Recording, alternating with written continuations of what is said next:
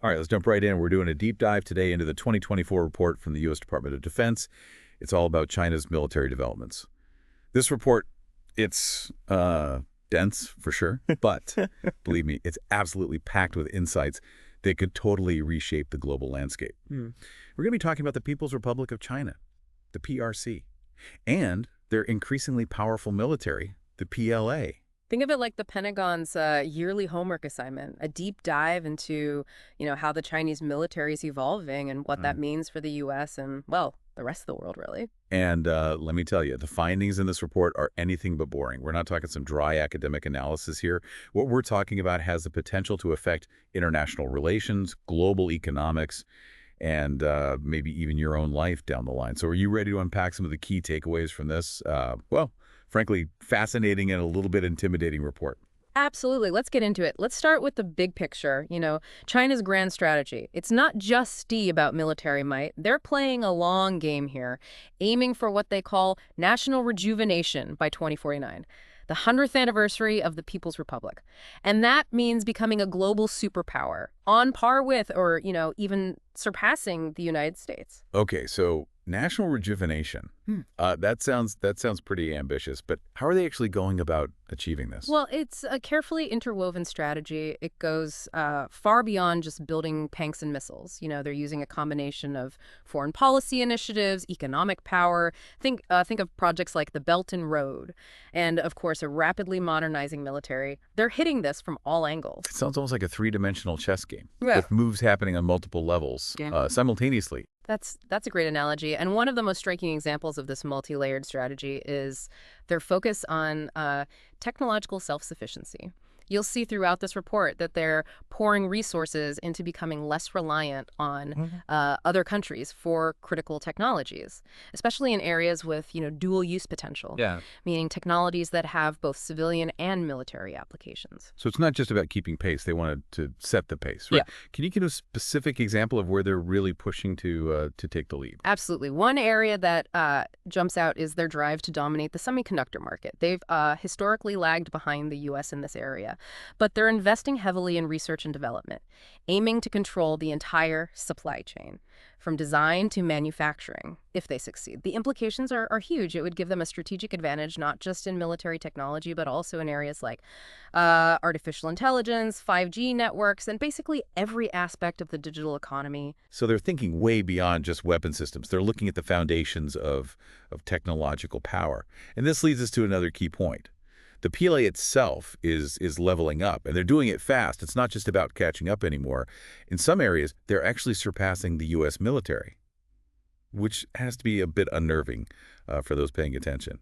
It's definitely a wake-up call, and it's not just about numbers. For instance, the report details how the PLAN, their Navy, has surpassed the U.S. Navy in the sheer number of warships.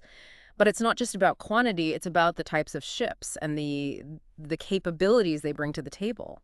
Can you elaborate on that? What specific areas are we talking about here? One area where they're making significant strides is in what's called anti-accessoria denial, or A2AD capabilities.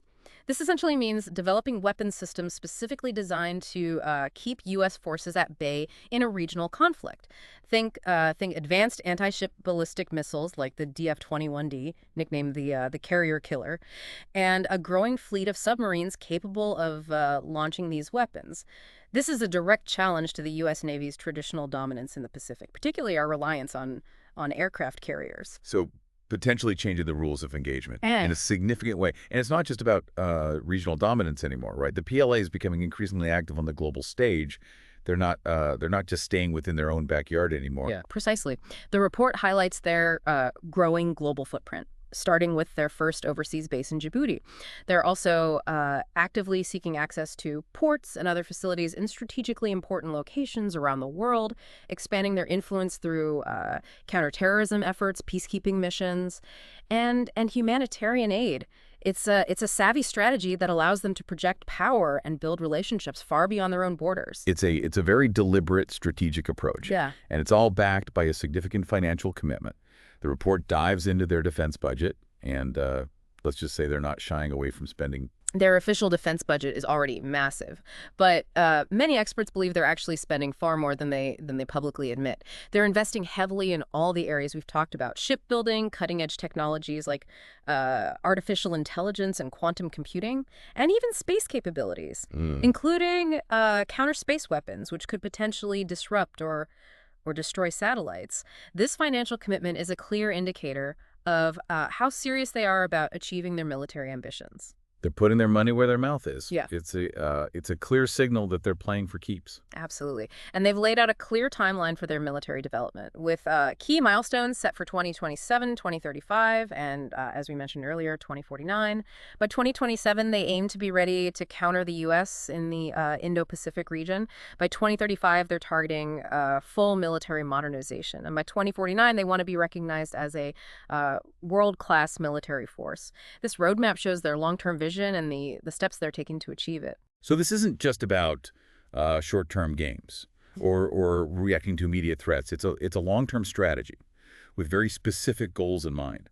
And it raises some serious questions about the future balance of power in the coming decades. Those are the questions that we'll be unpacking further as we continue our deep dive into this report. But what's clear from this initial overview is that the rise of the PLA is a defining geopolitical trend of our time, and one that demands close attention from anyone who wants to understand where the world is headed. And that's just the tip of the iceberg. There's so much more to uncover in this report, from China's mastery of information warfare to their increasingly blurred lines between civilian and military technologies. We'll be exploring all of that and more as we continue our deep dives. So stick with us. It's going to be a fascinating and at times a little unsettling journey.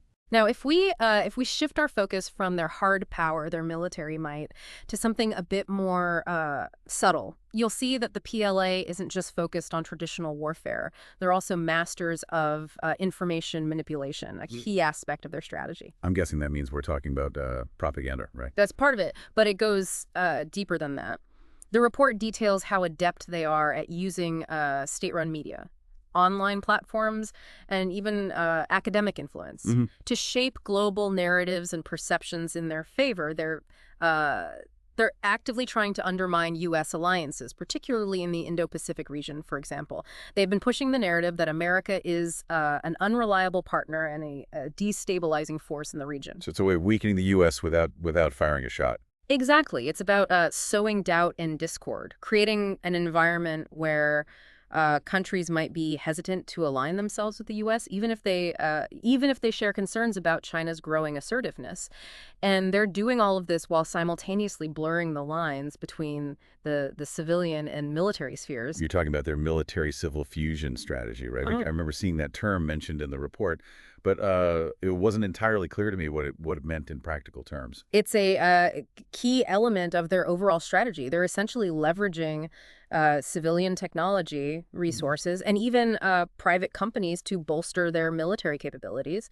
The report highlights new laws that essentially compel companies to hand over data or support military goals, even if those companies are operating in the private sector. It's a level of integration we haven't seen before, and it makes it much harder to distinguish between peacetime and wartime activities. So the line between what's civilian and what's military is becoming increasingly blurry. Precisely. And this raises some serious questions about how we even define wartime in this new era. It also increases the risk of miscalculation or escalation, for example.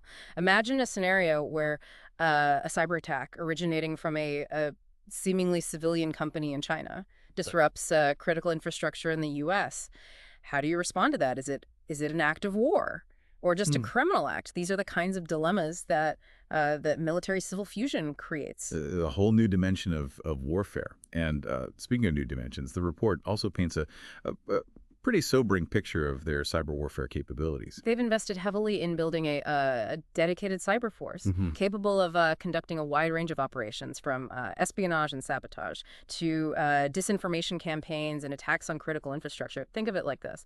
They're constantly probing and testing U.S. defenses, looking for weaknesses to exploit, and they've already been linked to major cyber espionage campaigns, targeting everything from government agencies and defense companies to universities and research institutions missions. And as you mentioned earlier, with the blurring of lines through military-civil fusion, it makes it even harder to attribute attacks and respond effectively. Yeah. It's almost like a ghost war being fought in the digital shadows.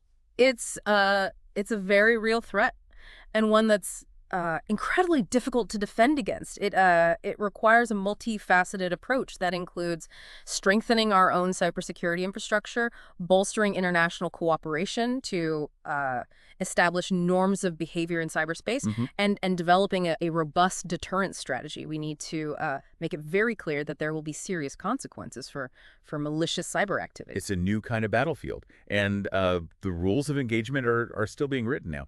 The report also touches on their nuclear ambitions. That's obviously a cause for concern on a whole other level. Their nuclear arsenal is expanding rapidly, both in terms of size and sophistication. They're developing new delivery systems like hypersonic glide vehicles, which are incredibly difficult to intercept, and deploying more advanced submarines that can launch these weapons from sea. This raises the stakes in any potential conflict significantly. It's a reminder of the ultimate destructive power that hangs in the balance. And it's not just about the hardware. The report also highlights their focus on training. It seems they're constantly conducting realistic exercises, preparing for a wide range of scenarios. They're running simulations involving all branches of the military, including scenarios like a Taiwan invasion or countering U.S. intervention in the region. It's not just about building weapons; it's about knowing how to use them effectively, and that's what these exercises demonstrate. So it's a very serious, calculated approach to military development.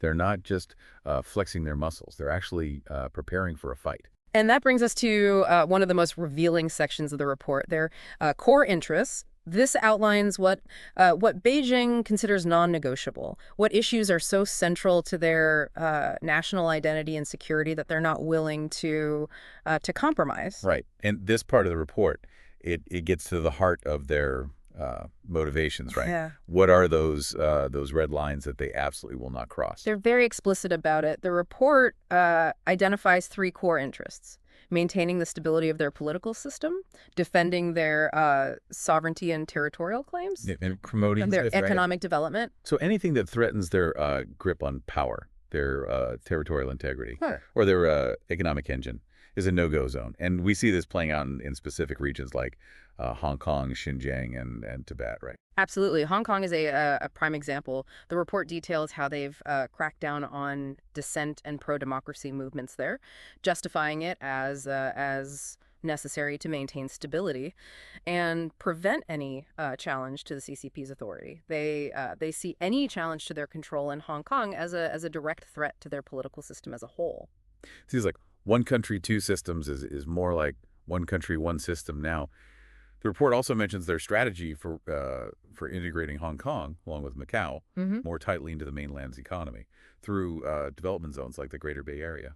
That's a key part of their strategy, using economic incentives to further their political goals. They're trying to create a situation where it's economically advantageous for these regions to align with the mainland, hoping that economic integration will eventually lead to political assimilation. And then there's Xinjiang, where the situation with the Uyghur population is incredibly concerning. The report doesn't shy away from detailing the human rights abuses taking place there. It's a brutal crackdown, justified by Beijing as a counterterrorism effort. They see any expression of Uyghur identity or cultural distinctiveness as a potential threat to their territorial integrity and by extension to their political stability. The report highlights the scale of the repression, including mass detentions, forced labor, and pervasive surveillance. It's a stark reminder of the human cost of their policies. And they're employing similar tactics in Tibet to suppress any challenge to their control there. The report makes it clear that the CCP views these regions as integral parts of China, and they're willing to use any means necessary to ensure their dominance and quash any perceived threat to their authority. It's a lot to take in, but it's clear that this report paints a pretty sobering picture of China's ambitions and their willingness to use force or coercion to achieve their goals. Absolutely. And as we move into the final part of our deep dive, we'll be exploring the implications of all of this for the U.S., for the global balance of power, and for the future of international relations. So stick with us. This is a conversation you won't want to miss. It's a chilling reminder that maintaining control is paramount for them. But how does this core interests framework influence their relationship with the United States? This is where things get really interesting. The report states that China views the U.S. as its primary competitor, a rival power standing in the way of their national rejuvenation goals. They see the U.S. presence in the Indo-Pacific region, particularly our alliances and partnerships, as attempts to contain their rise in influence. And it's not just abstract geopolitical theory. This plays out in their very real concerns about specific partnerships. Exactly. The report points to groups like the Quad, which includes the U.S., Japan, India, and Australia, and AUKUS, the security pact between the U.S., U.K., and Australia, as direct challenges to their core interests. They view these alliances as attempts to encircle them strategically and limit their ability to project power in the region. So they're not as concerned about U.S. military might, but also about our network of alliances. Precisely. It's a recognition that the U.S. can't effectively counter China alone. Our alliances act as a force multiplier, allowing us to project power and influence more effectively. And China sees that as a direct threat to their ambitions. It's like a high-stakes game of Risk, with both sides trying to secure alliances and strategic positions on the board. Yeah. But it also creates a dangerous dynamic where each side views the other's actions as inherently threatening. It's a classic security dilemma. Even if our actions are purely defensive in nature, China might perceive them as hostile and respond accordingly, further escalating tensions. And this is why understanding their perspective, as laid out in this report, is so crucial. It helps us anticipate their reactions and potentially avoid unnecessary escalations. It's like trying to read their minds. Yeah. But through the lens of their strategic goals and historical experiences. Speaking of history, the report also touches on their relationship with Russia, which has taken on even greater significance since the invasion of Ukraine.